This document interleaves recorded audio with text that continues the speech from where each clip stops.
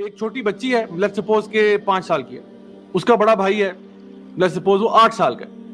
اس بڑے بھائی سے 8 سال کا وہ اس سے قد میں بھی لمبا ہے, فزیکلی بھی اسٹرانگر ہے, بچی چھوٹی ہے 5 سال کی ہے, ننی پری ہے, نازک سی ہے. اب یہ جو لڑکا ہے اس کو آپ کہیں کہ جا کے اپنی بہن کو نا چٹکی کاٹ کے آؤ. اب وہ لڑکا جاتا ہے, اس کو چٹکی کاٹتا ہے, بہن چیختی ہے اور اب اس کے پیچھے بھاگ رہی ہے. بہن پیچھے پیچھے بھاگ رہی ہے کوئی جوتا لے کے یا تھپڑ مارنے کے لیے, اور بھائی آگے آگے بھاگ رہا ہے. حالانکہ بھائی جو ہے وہ زیادہ طاقتور ہے, وہ فزیکلی اسٹرانگر ہے, وہ چاہے تو بہن کو اوور پاور کر لے, لیکن وہ کیوں بھاگ رہا ہے؟ سوال ہے نا, بڑا امپورٹنٹ سوال ہے. بھائی کیوں بھاگ رہا ہے؟ کیونکہ اس کے اندر گلٹ ہے, وہ گلٹی فیل کر رہا ہے. اس کو پتا ہے کہ میں نے بہن کے ساتھ زیادتی کی ہے, میں نے اس کو چٹکی کاٹی ہے, میں اگریسر ہوں, میں اوپریسر ہوں, میں نے زیادتی کی ہے. اب وہ بھاگ رہا ہے, وہ فرار ہو رہا ہے, اور بہن اس کے پیچھے بھاگ رہی ہے کیونکہ اس کو پتا ہے میرے ساتھ انجسٹس ہوا ہے, میں نے اس کا بگاڑا ہی کیا تھا کہ اس نے مجھے چٹکی کاٹی آ کے, میں نے کیا کیا تھا اس کو, میں نے کچھ بھی نہیں کیا.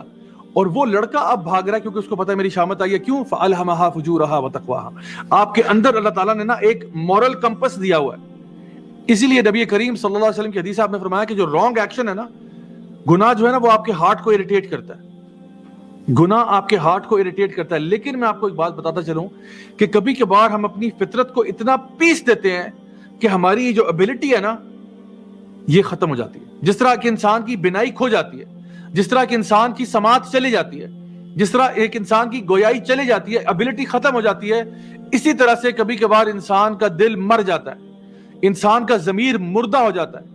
فَأَلْهَمَهَا فُجُورَهَا وَتَقْوَاهَا والی جو کیپیبلٹی تھی نا اس کے پاس, جو اللہ تعالیٰ نے اس کو دی تھی کہ وہ ڈسٹنگوش کر سکے بٹوین رائٹ اینڈ رانگ, یہ مر جاتی ہے. یہ وہ لوگ ہوتے ہیں جو گناہ کو گناہ نہیں سمجھتے, جو جھوٹ بولتے ہیں اور کہتے ہیں یہ ہمارا حق ہے, زیادتیاں کرتے ہیں کہتے ہیں میں کروں گا.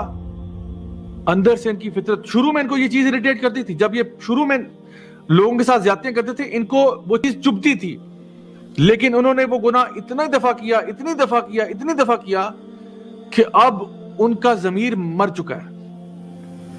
اس کی مثال یہ ہے کہ آپ کسی پبلک ٹوائلٹ میں جائیں نا, تھوڑی سی ناخوشگوار مثال ہے لیکن انشاءاللہ سمجھانے کے لیے ضروری ہے.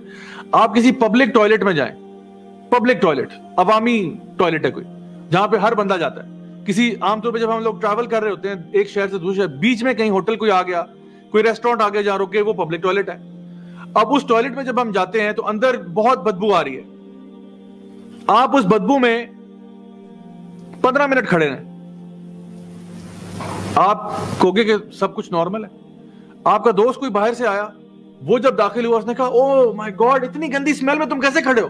آپ نے کہا کون سی اسمیل, بالکل ٹھیک ہے یہ تو. کیونکہ 15 منٹ میں نا آپ کا سسٹم امیون ہو گیا, اس سے آپ کا سسٹم عادی ہو گیا. بالکل اسی طرح سے جب انسان گناہوں میں پڑتا ہے نا, ایک سٹیٹ ایسی آتی ہے کہ وہ گناہ اس کو گناہ ہی نہیں لگتے, اور پھر ایک ایسی سٹیٹ آتی ہے جہاں پہ اس کا ضمیر مر جاتا ہے. وہ جو اس کی کیپیسٹی تھی نا رائٹ اور رانگ کو ڈسٹنگوش کرنے والی, وہ کیپیسٹی اس کی چلی جاتی ہے.